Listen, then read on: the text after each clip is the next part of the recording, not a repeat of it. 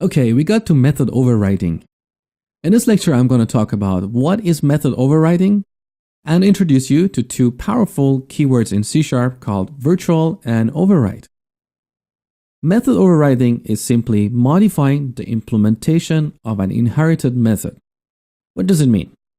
When we use inheritance, there are times that we may want to modify the implementation of a method that we inherited from a base class. Maybe that implementation doesn't apply to a derived class.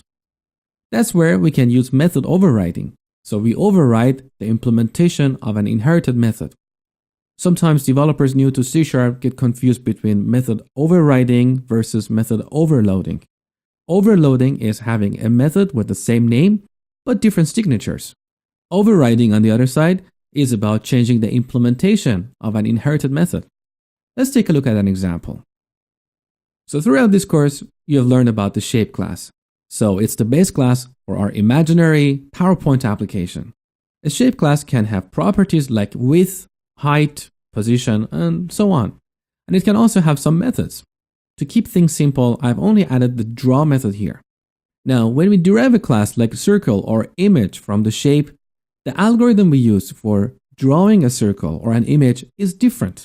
So that's where we need to change that implementation of the draw method that we inherited from the parent shape class. Doing this in C# is very simple. And that's where we use the virtual and override keywords. So we can change this example to something like this. So all we do here is we decorate the draw method in the base class with the virtual keyword. And that gives us the ability to change that implementation in a derived class.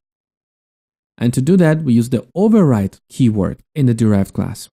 Note that you don't necessarily have to override or change that implementation, but if you want, you can do so by applying the override to that draw method in the derived class. If you don't override that method, the default implementation defined in the base class will be inherited. Now, this technique is extremely powerful, and that's one way to implement polymorphic behavior in C#. Now, I want to keep theory in this lecture to minimum and focus on practicality. So let's start coding and see polymorphism and method overriding in action. Okay, the example I'm going to show you in this lecture, I believe, is an eye-opener.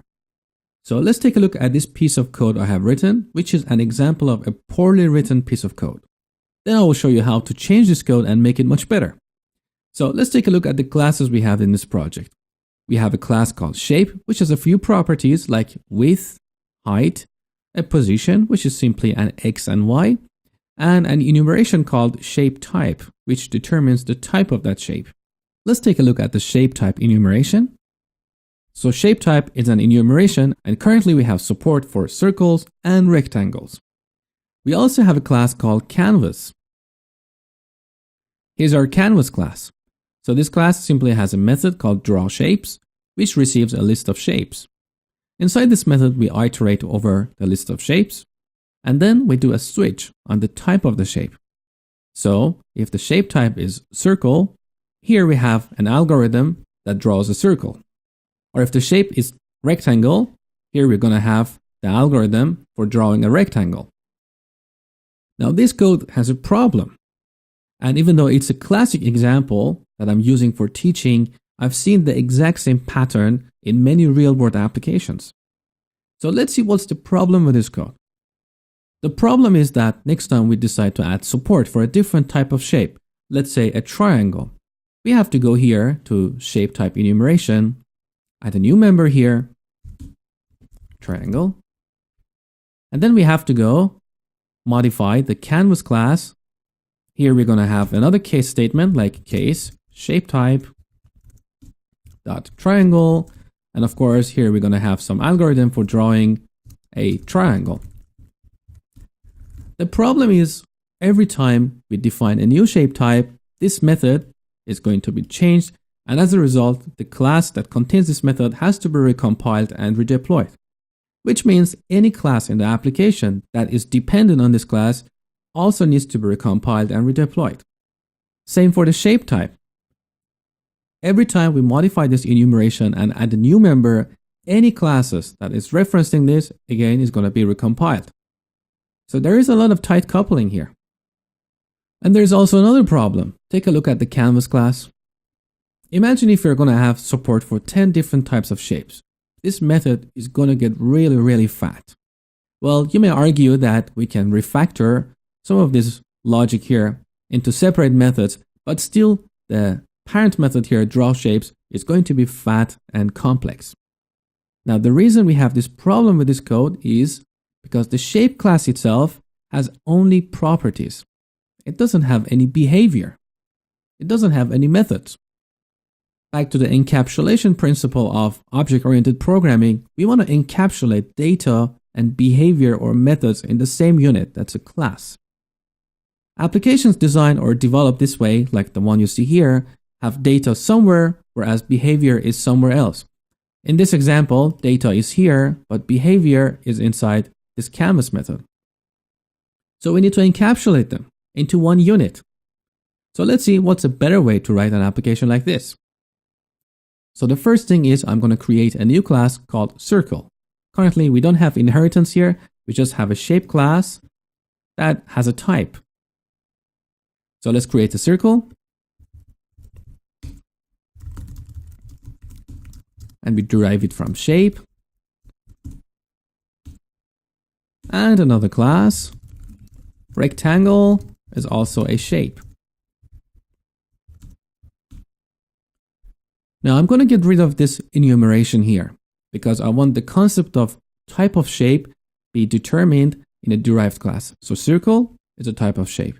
Rectangle is a type of shape. We don't need the shape type enumeration anymore. So let's remove this. And obviously I remove it from the solution here as well. Now back to our canvas class. Obviously this code is broken because the enumeration doesn't exist anymore. And that doesn't matter at all. Because as I explained, here is the behavior around the concept of a circle. So we need to encapsulate that behavior and the data related to that behavior in one unit. So we go back to our circle class here. First, we need to add a method here called draw. So the draw method defines the concept of drawing a shape. Now this method will be inherited by these derived classes. But how we draw a circle is different from a rectangle. The algorithm is different. And that's where we use method overriding. So we declare this method as virtual, so we get a chance to change its implementation in a derived class. So here I go to the circle class. We simply type override, and note that Visual Studio automatically lists all the methods that you can override. So here is the draw method. And here are three methods that we have inherited from the base object class: equals, get hashcode, and toString. I will show you an example of overriding one of these methods later. So let's just get back to our draw method here. Now by default, Visual Studio automatically adds this base.draw method call here. What does it mean? Base is a reference to the parent class. So here we can write any code specific to the circle class itself. And then before or after, if we need to, we can pass the execution to the draw method defined in the parent class. In this example, we don't really need this because the draw method we have in the parent shape class has no implementation. It's just an empty method. So remove this. And here I will have the algorithm for drawing a circle. Let's get back to our canvas class. Note that here is the algorithm for drawing a circle, which was not encapsulated with the data about circle in one unit. The behavior was different somewhere else in the application. And that's a symptom of poorly designed application. So I just cut this from here and put it back here.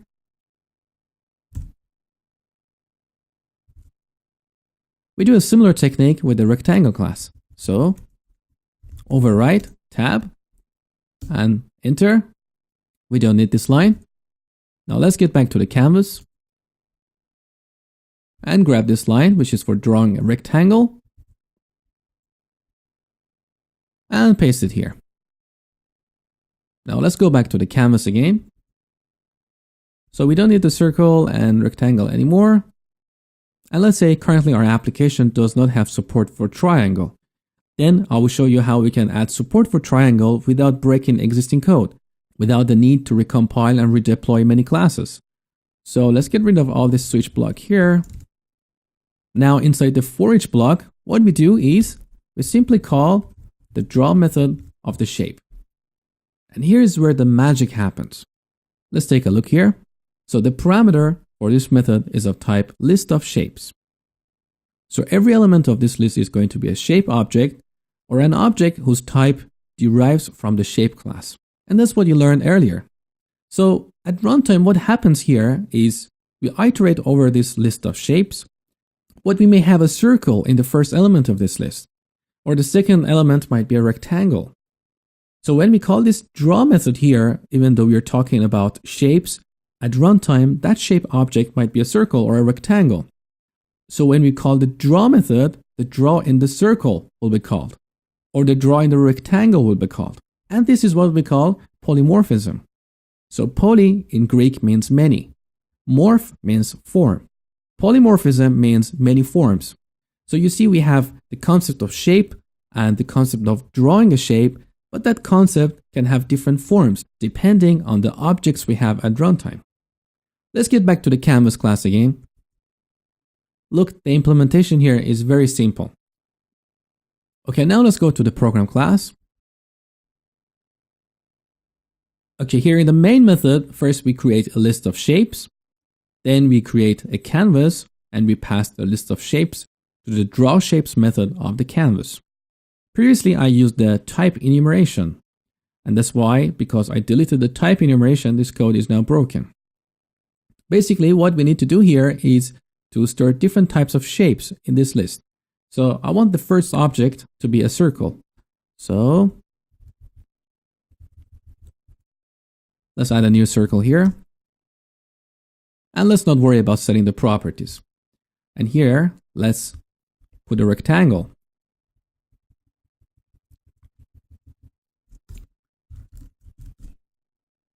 Now to show you exactly what happens at runtime, I put a breakpoint here with F9. Run the application in the debug mode with F5. Now we can step into this method with F11. Okay, now let's put a watch on the shapes object passed to this method. So in the watch window, type shapes. So that's a list with two objects. Let's expand this list.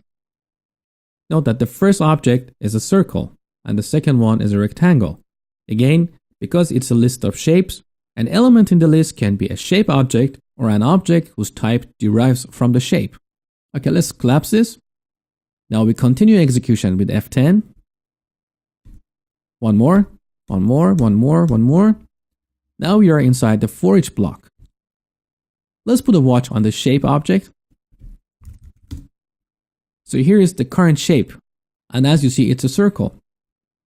Let's continue execution with F10. Now we step into this method with F11. Note that now we are inside the draw method of a circle. So let's continue execution with F10. One more. Now this iteration is over. Let's continue execution. Here's the second iteration. And note that in the watch window, now our shape object is referencing a rectangle. So if we continue execution here, now we step into this draw method. That takes us to the draw method of the rectangle. Okay, now let's stop the debugger with Shift and F5. So back to our canvas class.